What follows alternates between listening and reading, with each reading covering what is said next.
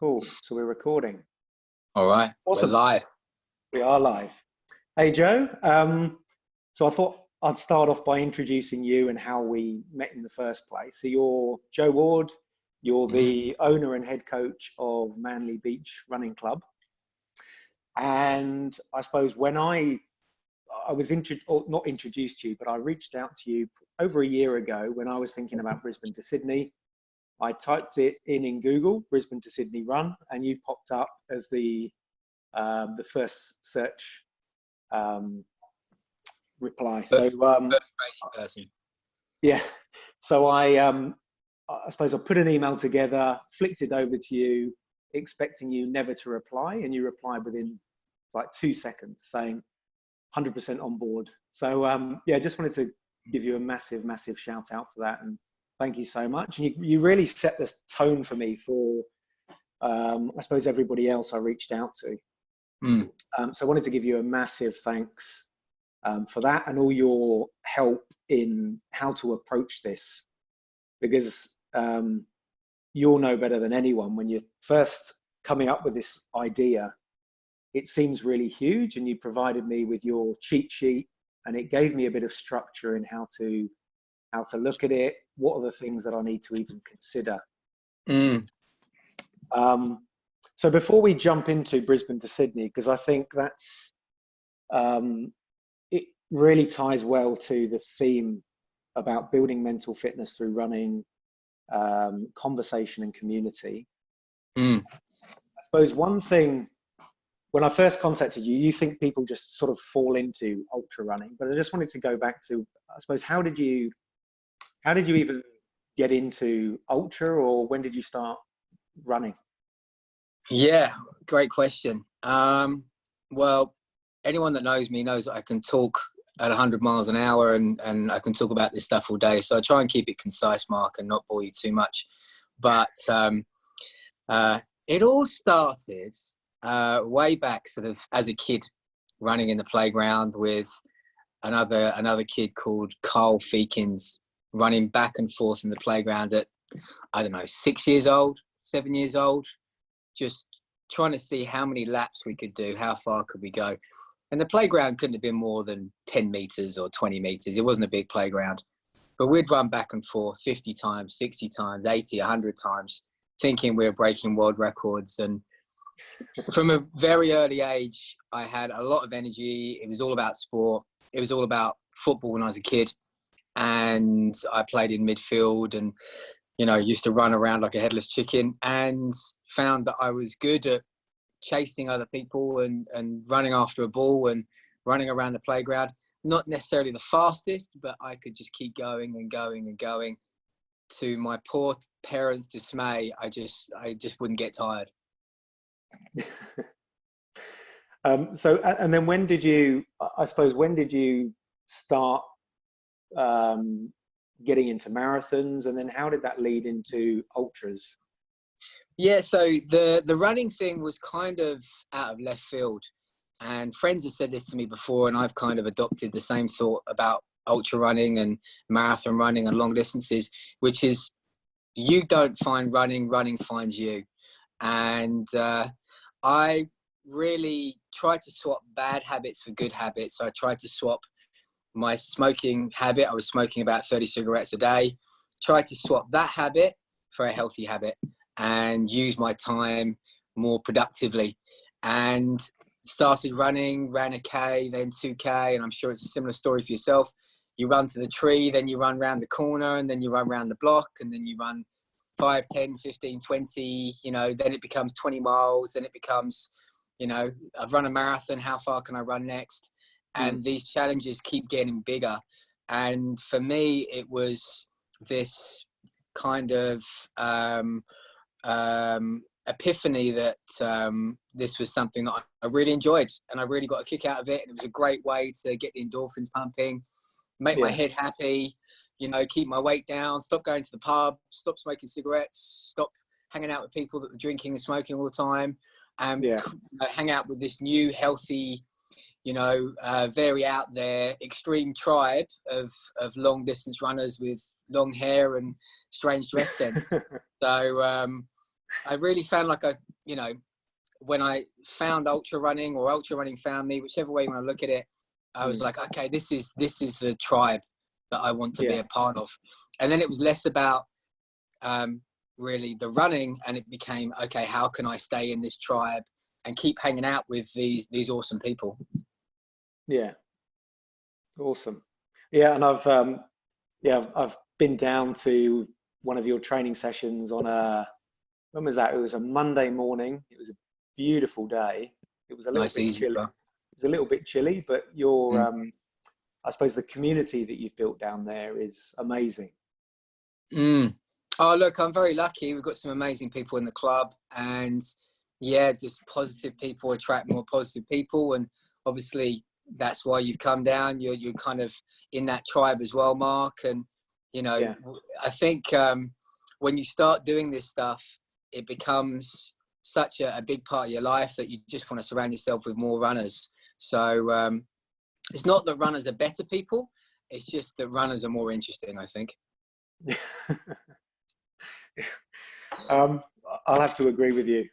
Yeah, No one else can argue. Yeah.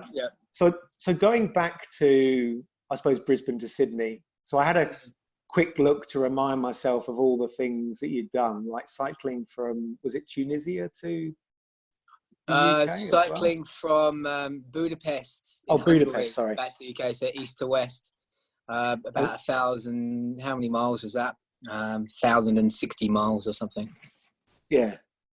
And you've done boxing. I saw something on Facebook the other day about Thai kickboxing as well. Multiple marathons, 100-mile races, the Costa Cosi 240-kilometer race. Is it the Great North Walk 250k as well? Yeah.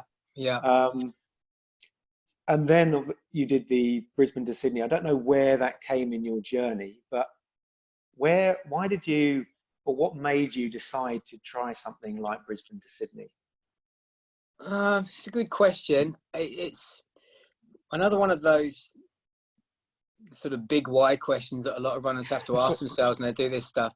You know, you have to make a lot of sacrifices financially. There's a lot going on as well. And obviously it takes a toll on family, and, you know, you'll be asked why you do this stuff many, many times throughout your running adventures, whether it's a marathon or 100k or 50k, 100 miles. People will say why all the time. It's a funny thing, isn't it? I think, you know, what's the Hillary quote? Because it's there. You know, why do Edmund Hillary climbing Everest? Because it's there. Yeah. Look, I think if you can do something, if you have the ability to do it, I want to be that old man in the rocking chair that has a few stories. So like I really felt that it was something I could do. I did a similar thing to you. I did a Google search and found a couple of crazy names, and, you know, found some people that, and I mean that as a compliment. I think, you know, the people that have done this stuff are just absolute heroes, and they have an extra depth to their personality. And I'm not sure if I've got to the level of some of these athletes, but, you know, I aspire to be like one of these amazing long distance runners that have done even crazier stuff. There's always a bigger fish, isn't there? And I think, I saw 15 Days, which was Andrew Hedgeman, who's a Kiwi athlete, a Hoko-only athlete. And he'd done it in 15 days. And I was like, oh, I could beat that. You know, I could do that. Like, totally arrogantly, as most of us mad athletes are, we often think we're better than we actually are. But I didn't really realize at the time how difficult it would be and how mentally challenging it was going to be. But I think I had this thing in my head of, you know, I could do 80 Ks a day and break it down, and, you know, I could go for the FKT. So, yeah, but Andrew Hedgeman is a phenomenal athlete, and he's got the record for running from North Island to South Island in New Zealand, and he's done some pretty crazy stuff. He's won a lot of events, you know, tons of respect for him. I think he's a bit younger than me, so, you know, he's probably going to break the FKT at some point in the future and take it back. But, I think you kind of, because it's there, because you can, because you have to set the bar for your kids, and you have to, you know, do the things that you can. And I think as someone that has, too much energy, is a little bit over enthusiastic, has whatever, mix of palette of different mental challenges I have, it's actually something you can flip and turn into something positive, which is what you're doing. You're turning your skills and your abilities and flipping that into something positive. And yeah, it's a good way to, use whatever tools you have to give back to a charity or to the running community. Yeah, 100%. And just to let everyone know, you did it in 12 days, which is 11 days and 7 hours. Oh, sorry. They got it wrong on Google. Mr. Google got it wrong. No. It's okay. It's okay. It's 11 days, 7 hours and change. Yeah. And that's probably why when I said to you, hi, Joe, I'm looking to do this. And by the way, I think one of the first things I put is I won't be going after your record. I'll be doing it in 22 days.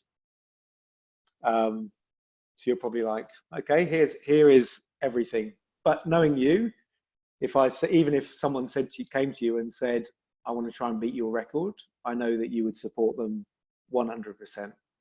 Yeah, that's how we are in the running community, isn't it? It's funny, isn't it?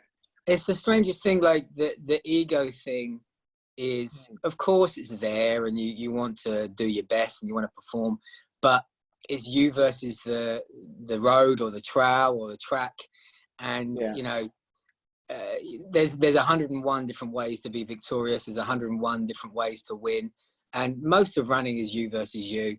And 22 days or 30 days, it's all challenging. I would say it's harder the longer you're out there, and maybe I'll have a conversation with you after this, but maybe we should make it a little bit shorter, just because 22 days it's a long time to be out there running every day and not having much of a break. But the main thing is action and doing something.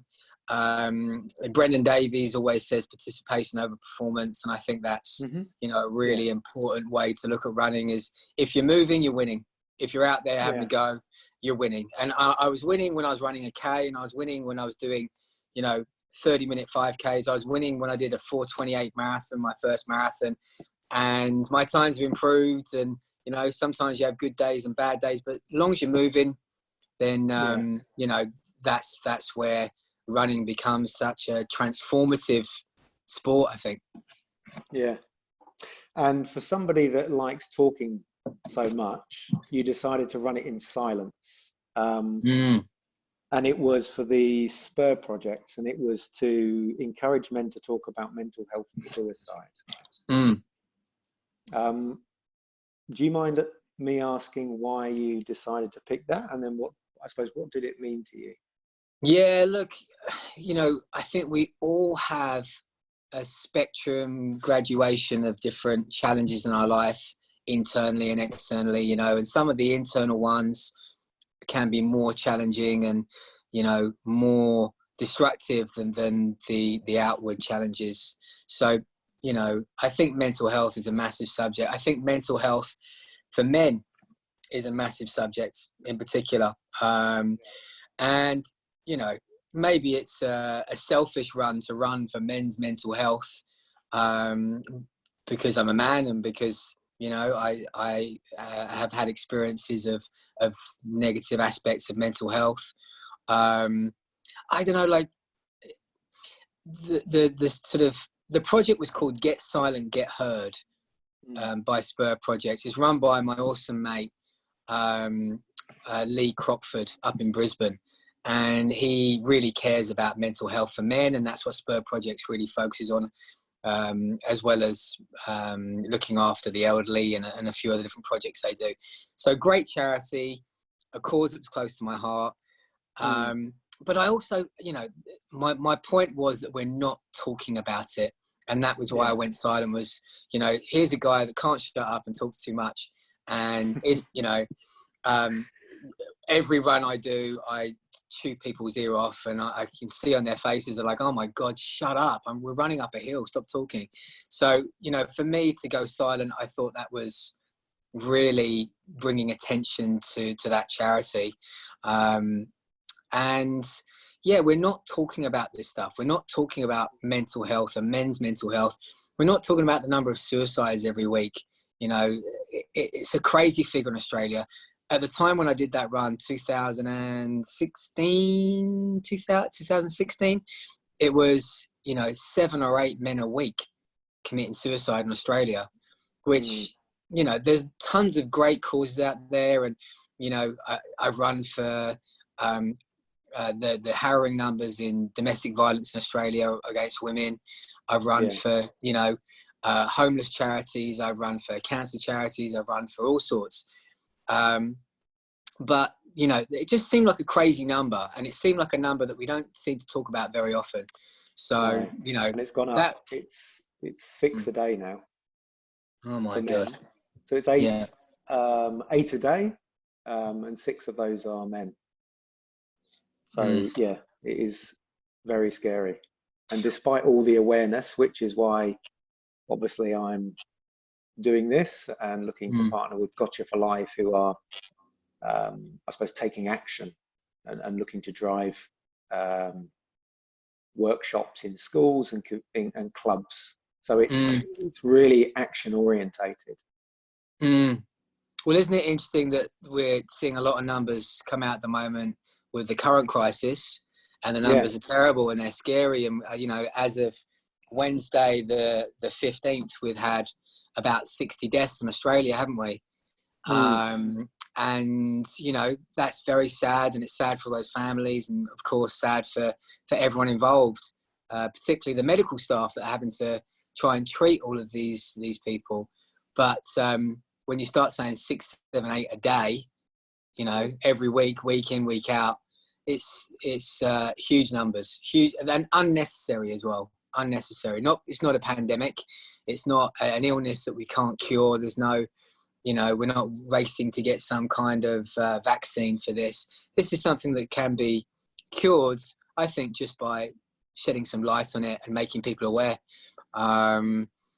There's some people out there having a very tough time, male and female, having a really tough time, and we need to have discussions about how we can treat this and we can prevent this. Yeah, 100%. I'm conscious of time and keeping you. No, I've got all the time you need.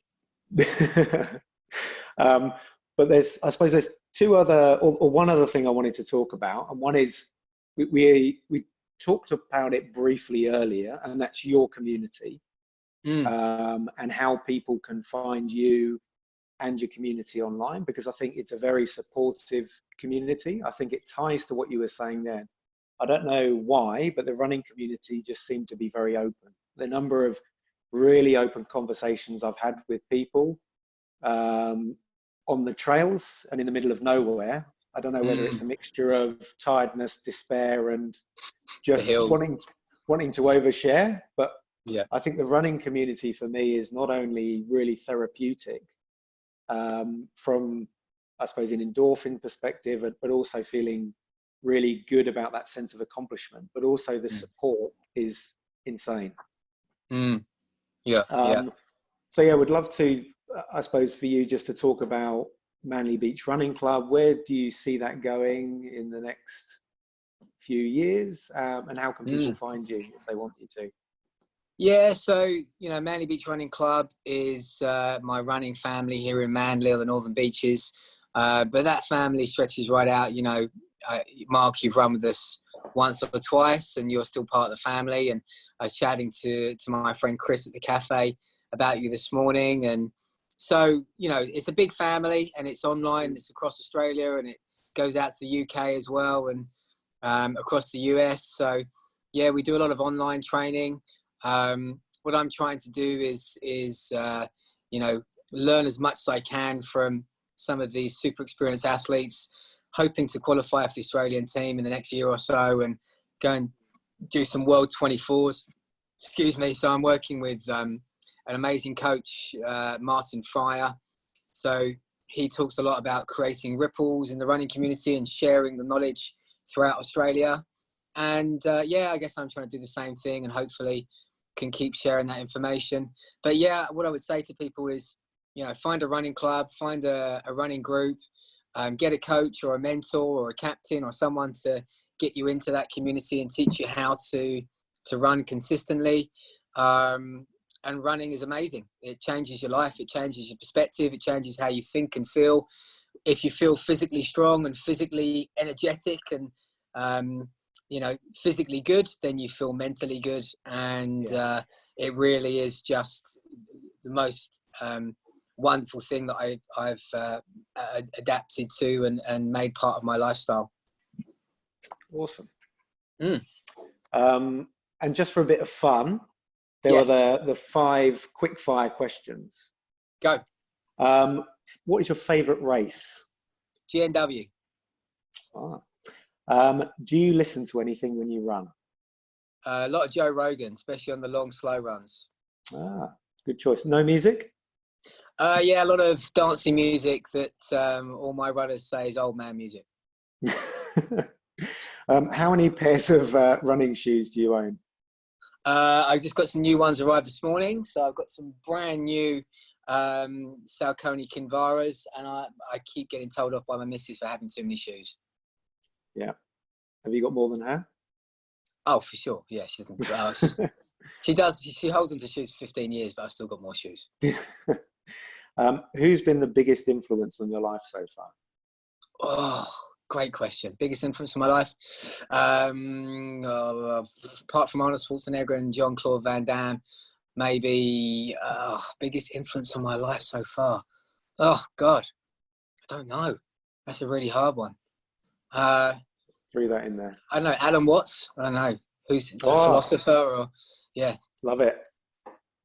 I remember us talking about that, about Alan Watts and Goggins, the polar opposites of each other. Alan Watts and Goggins. But that might just be a good answer, though. That might just be the right thing to say. Who would actually, I mean, your parents, your family.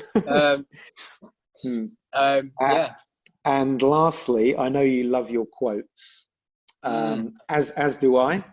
What is your favorite quote? Ralph Waldo Emerson said, "What lies before us and what lies behind us are tiny matters compared to what lies within us." I love that one. It's a good one, right? Yeah. Awesome. So, on that note, Joe, just wanted to say thanks very much again for really kickstarting the journey, being so open and honest with me, providing me with guidance throughout the way. So I'm constantly sort of every couple of months pinging you, asking some random question about something. So I just wanted to say massive, massive thanks. And if anyone's in the Manly area, please check out Manly Beach Running Club. And massive respect to you for doing something so positive. Action is such a powerful thing. Words are important, but action is more important. And looking forward to a Zoom phone call during that 21K run next Wednesday. Cool. Cheers, Joe. All right. Take care, mate. Cheers, buddy. Take care.